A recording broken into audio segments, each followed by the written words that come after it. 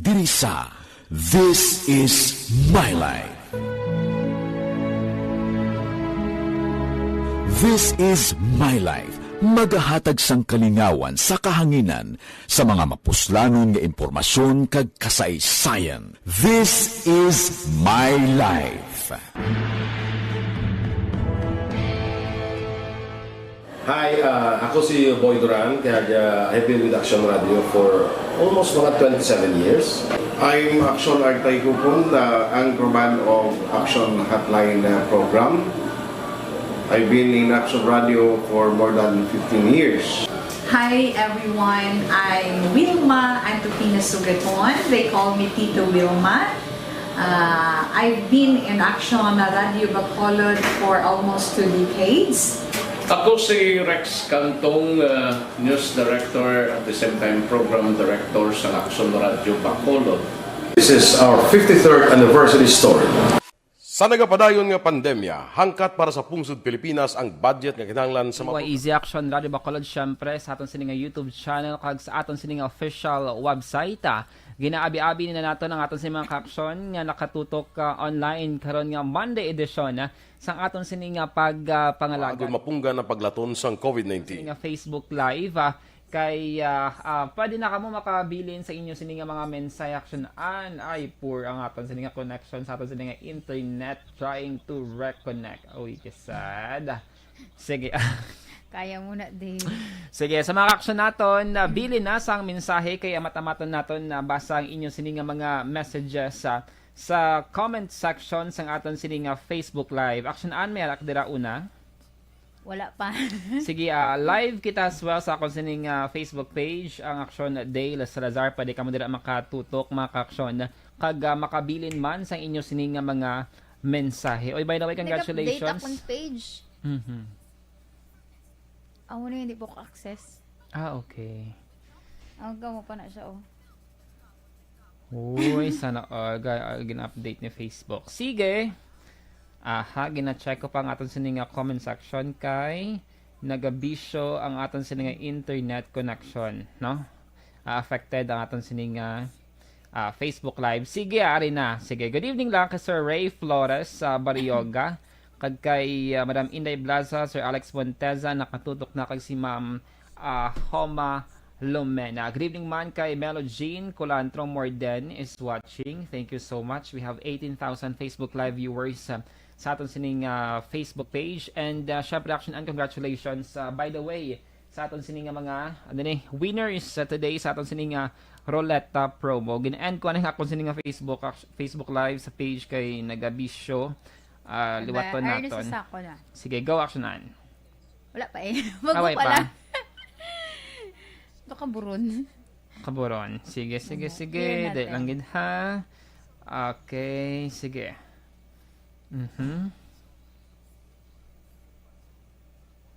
Ayun. Ayun. Standby sa mga balita lokal. And the winner for Digital Storytelling Best Social Media Video is John Dale Salazar, Bacolod, Action Radio Bacolod, Nurse, BHW, kag iban pa. Magluwas sa mga frontliners nga nagarisgo sang ila kabuhi sa sulod sang hospital.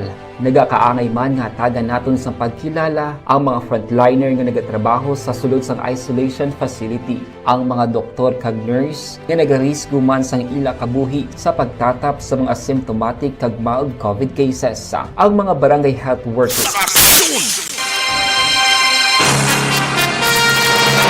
Action Radio Philippine Standard Time alas 6:12 kag karon sa detalye na sang mga balita lokal. Mas sobre sa kagatos ka mga miyembro sang Tricycle Operators Drivers Association of Handumanan kon toda ang temporaryo nga naguntat biyahe subong daw Lunes ago di pabutyag ang ila sining protesta matapos wala ginaksyonan sa kapulisan kag bitaw ang ila reklamo batok sa mga kolorom nga tricycle nga nagabiyahe sa palibot sang barangay Handumanan. Ginpahayag ni Enrique Cantero, opisyal sang toda, makaduwa na ka beses nga nagpadala sang formal nga sulat ang ila asosasyon sa pamunuan sang BCPO kag bitaw nga nagapangabay nga aksyonan ang mga kolorom nga mga tricycle kag e-bike nga padayon nga nagabiyahe nga wala sang mga dokumento. Ginpahayag sining sa piyak nga kompleto sa papeles kag permit ang ilang mga tricycle. Halos nga hindi makaganar ang mga driver bangod mas nagadominar pa ang mga kolorum kag e-bike. Nagapanawagan man ang grupo sa kapulisan kag bitaw nga ipatuman ang laying nga nagadomini sa pagbiyahe sang mga kolorum nga salakyan. Ginpahayag ni handumanan punong barangay Ricardo Danoy nga sala ang ginhimo nga untat biyahe sa pila ka mga driver sa idalam sa Tricycle Operators Drivers Association of Handumanan o Kontuda. Bangod pierde ang ila adlaw kag madamo gihapon yung mga tricycle ang nagbiyahe. Sa kay Danoy, umpisa sa bulan sang Agosto madamo na sa mga kolorum nga tricycle driver ang naisyuhan sang citation ticket sang barangay Tanod matapos gin-deputize ang bitaw kag ang mga ini ang ginpamulta sa bitaw office. Ginklaro man ni Danoy nga hindi sa tanan nga tion makapangdakop ang mga tanod kag kapulisan bangod may iban pa sila nga mga obligasyon labi na sa pagpabilin sa kalinog kag katawhay sang barangay. Sa iban nga balita lokal, mabayluhan na sang bakulod na ng ilas ning mga recyclable materials kang isang plastic kag metal sa pila ka mga kagamitan kag pagkaon. Ini matapos formal na nga ginlansa sang IPM Construction and Development Corporation o IPM CDC ang Trash to Cashback nga programa kay nasang aga sa may Bacolod Government Center. Ginpahayag ni Lester Mateo sang IPM CDC nga mayara sila sa isa ka booth sa may New Government Center nga pwede makapabaylo sa mga recyclable materials sa humalin Lunes sa tubto Biyernes nga daw las 8 sang aga tubto las 4 sang hapon. Ginpatahag ni Mateo nga minimum requirement sa pagpakilo ang isa ka kilo nga plastic o kon metal kag makabaton ang individual sa ginatawag nga environmental points nga mo ang pag-usaron sa pag-redeem sa pila ka mga kagamitan o kon pagkaon. Ginapangabay man sa IPM CDC ang publiko nga magdala sang matinlo nga mga recyclable materials. Sa pagpakilos ang publiko silang dapat mag-download sang Be Extra app kag mag-sign up para matagan sang cashback card kag diri magasulod ang environmental points. So lahat po ng mga recyclable items natin na pwede po nating dalhin dito sa drop-off center natin or MBEC center kung tawagin natin or may Basurero Eco Community Center, i-incentivize po namin siya using environmental points. Nabatian ang tingog ni Lester Mateo sang IPM CDC. Plano ni Bacolod Mayor Albi Benitez nga ulihi o kung sa ulihi, kwarta ang ibaylo sa mga basura sa pagpatuman sa Trash to Cashback nga prioridad nga programa. Sa speech na Benitez sa flag raising ceremony sa mga adlaw, ginpayag sini nga madugay na ginaluso ang segregation pero tamaan kabudlay nga disiplinahon ang pumuluyo nga mag-segregate at source. Ginihemplo ni Benitez ang nakita sini nga tricycle driver nga nagakolekta sang karton kag plastic para ipakilo kag ginakwestiyon kun nga mahimo niya ini kag hindi mahimo sang barangay. Nalakip man sa plano ni Benitez ang pagtukod sa Centralized Recovery Recycling Complex para sa mga recycled nga mga basura. Samtang, ginpahayag man sa alkalde ang plano nga bayluhan man sa mga nausar nga mga mantika sa merkado nga pwede ma-process kag mahimo nga diesel nga pwede mausar sa mga shredder, grass cutter kag iban pa. Sa dugang pang balita lokal, pagasundon sa gihapon ni Negros Occidental Governor Bong Lacson ang bando sang Department of Health Interagency Task Force. May kang tanan sa padayon nga pagsuksok sang face mask kontra COVID-19. Ning reaksyon ni Lacson sa voluntary face mask policy nga ginanunsyo sang lokal nga gobyerno sa mga syudad sang Cebu. Ginpahayag sa gobernador nga sadto pa iyan na ginapanindugan nga ang pagsuksok sang face mask bangon nagapabilin sa gihapon ang kaso sang COVID-19. Sa executive order kon EO number 6 ni Cebu City Mayor Michael Rama, ginpahayag ng voluntary face mask policy ang sa trial period umpisa sa Setyembre 1 tubtob Desyembre 31 2022. Apang pwedeng kakason kung magsaka ang COVID-19 infections sa syudad. Nagligad nga Merkules, ginpahayag sang DOH nga wala sila ginkonsulta sa pagdula sang mandatory face mask policy sa syudad sang Cebu. Sabay naman sang palasyo ginpahayag ni Press Secretary Trexie Cruz Angeles nga ila ginarespeto ang rehimo sang Cebu bangod kabahin ni sang mandato sang LGU sa ila kaugalingon nga jurisdiction. 10,000 pesos nga bulig pinansyal ang ihatag sa gobyerno probinsyal sa mga local government units sukod LGU nga magabukas ang ila pavilion sa Panad Park and Stadium kadungan sa selebrasyon sa Masker Festival sa siyudad sa Bacolod. Suno kay Governor Bong Lacson, nagalaom siya nga magapartisipar ang tanan nga banwa kag syudad, mangod wala man sa nagpamalibad sang ginpatigayon ang pagsapol sa mga local chief executives. Dugang pa ni Lacson, kinahanglan lamang at tinluan kag kaihon ang mga pavilion bangod wala na ini mabuksan sa sulod sang duha ka tuig. Ginakasugtan sa mga alkalde nga magpatigayon sang programa ang kada distrito sa sulod sang isa ka semana bilang dugang nga kontribusyon sa Mascara Festival. Suro pa sa gobernador nga matapos ang Mascara Festival, liwat nga paidalom sa renovation ang mga LGU pavilion bilang preparasyon sa panaad sa Negros Festival 2023. Ang concern now is the pavilion itself, and that is the responsibility of the respective LGUs. Obviously, there were, for the past 2 years, no activities or no maintenance. So there's some work needed. Ang kabahin sa pagpahayag ni Negros Occidental Governor Bong Lacson. Action Radio Philippine Standard Time, alas 6:19, D3 Biofood Supplement mga kaaksyon. Barangay 684. Drama komedya nga nagatalakay sa mga hitabo sa kabuhi, isyu politikal, siyensya, kag kinaugali sa sulod kag guwa sang pungsod Pilipinas. Oh my God! Wow! Ang mga tagpalamati, magkakadlaw sa pagbabati paagi sa kalaglawan nga mga characters kag mga eksena sa atong drama komedya nga mahimo nagakatabo sa ila kasilingan, kapitan, mayor, congressman, senador kag presidente man nga makahatag kalingawan sa matag adlaw nga tanan. Gunggong! Barinig kita sa mukha eh! Barangay! Ari, amo na po nang si mama wala di atos sa Bacolod. Sa akong birthday gani maabot ako nang sa balay. Pero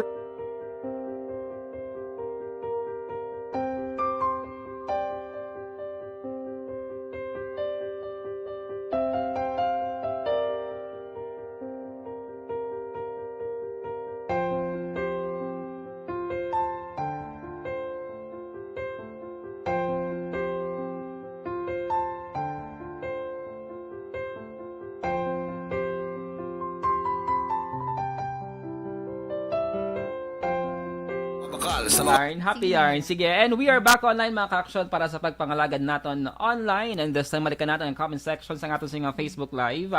And damo kita-action may sang 19 million Facebook Live viewers. Thank you so much. 19 plus 15 plus 1. Pila na, damo-damo na 16. Nakabati si Ma'am Yvonne Busher. Nag-send siya 100 star. Yay! Duras ang ginakilig. Paano kung duras ang kilig, be? Ma'am Yvonne, thank you so much. Good evening dira sa mga Germany. And then si Christine Manyes Villalobos, nakatutok naman sa aton sining pagpangalagad. 100 star! Doon, nilipay-lipay nga bata eh. Doon ginatagan, balas ang candy, bala, no? First time ko pala niya. Ako mga 4 times. Sana may 4 mga times. Naman, mga awat ng mga 15 stars, 30 stars, 35, 70, pero depende so, thank you gid kay Ma'am Yvonne, kay si Ems Pay, nakatutok man sa aton sining Facebook Live. Sino na sa? Wala lang, yun basa ko lang. Sino na sa day? Gagayom ka day. Ginbasa ko lang gan. Ems Pay. Sa ako ning Facebook page. Sige good evening lang dira kay Carla Goncillo. Good evening dira si mo. Okay, Carla. Most engaged follower. Grabe siya may top 1 na sa ako na. Top fan. May badge na siya. Sige, good evening dira sa inyo. Taga Iloilo na sa no? Taga Cadiz. Pero sa Iloilo siya. Lapit sila sa may, beach sila sa Cadiz? Nang Lakawon. Walking distance. Si Ma'am Christine Minyas Villalobos nag-intro man din sa akon. Good evening, Ma'am Christine. Mayo lang na pagpamati sa may Pandanon DSB. Yes. Nakatigang na. Careful sila sa buong action nga magbiyahe sa buong special yung mga nagamotor. Oo, kay Kay Madando. ulan-ulan subong budlay na masakit. Pagkabag sa stasyon nun, di ba, basa ako nga short, Oo. pwede mapuga. Importante ang ulo, hindi mabasa, no? Oo, tsaka na sa. Sige, Basta hindi ka lang mag-ano Mag-ano? Sige, Abalo na ko sa regalo ko si Muday. medyas, raincoat. Butas. Hindi ko na yakay budlayan ko na mas ma-appreciate kong May raincoat. mga may mga mag-anang bala nga mga butas. Ala, taga-ahoy, gid siya gali action-an. Oh, Taga, diba? this siya ga school, pero taga-ahoy, Iloilo. Hala? Kalayo sa iya nga gin halinan. From Ahoy. O may reaction si Jennifer Barrow wants to join you on video. Gusto siya nag-request siya mag-broadcast. Sige. Pa-join na. Gusto ko dason na random interview bala sa mga tao action-an.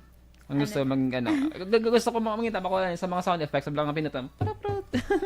Ang mga laugh na bala. Amo na mga plano to sa mangita na bala. Makita ta mga console manaton. Amo nang tawag. Hindi console sa may gamay na siya nga console. May mga laugh bala. Oo. Na naman na pangitawan ta. Sige. I-check natin sa Siapi.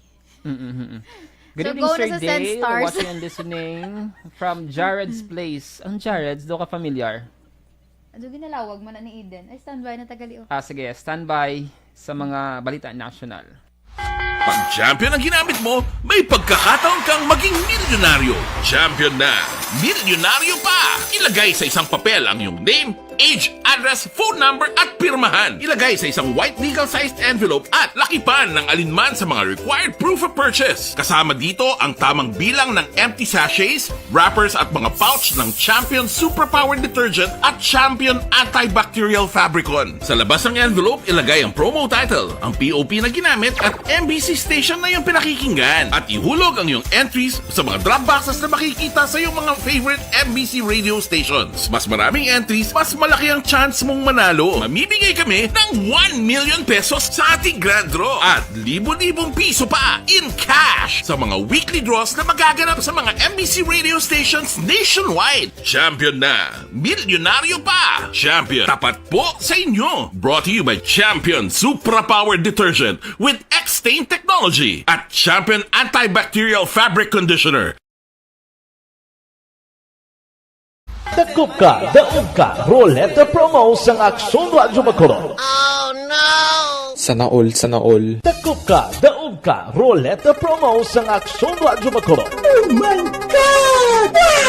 Magpamati sa Aksyon Radyo Bacolod sa on-air man o kun sa Facebook. Ang madakpan nga nagapamati, hatagan sang coupon. Kung magabutan ang numero sang imo nga coupon, gilayon magkadto personal sa Aksyon Radyo Bacolod Station, dala ang imo nga coupon para magpatiyog sang dakop ka, daog ka, Roleta. Wow! Congratulations! Lasay sa 25 Action Radio Philippine Standard Time kagkaroon sa detalye na sang mga balita nasyonal. Magapatigayon sa kaugaligon nga investigasyon ng Senado sa makaalarma nga paglaptas sang spam kag phishing messages nga karon nangin personalized na. Gintalanan ni Senator Grace Pang chair sang Senate Committee on Public Services ang hearing sa mabot nga Miyerkules para mausisa ang tax scam issue. Ginpahayag sang senador nga tax scam ang mas nangin sophisticated, adaptive kag personalized kagiba ng may ngalan sang mobile users kag ginakwestiyon sini kung paano nakuha ang personal nga mga impormasyon.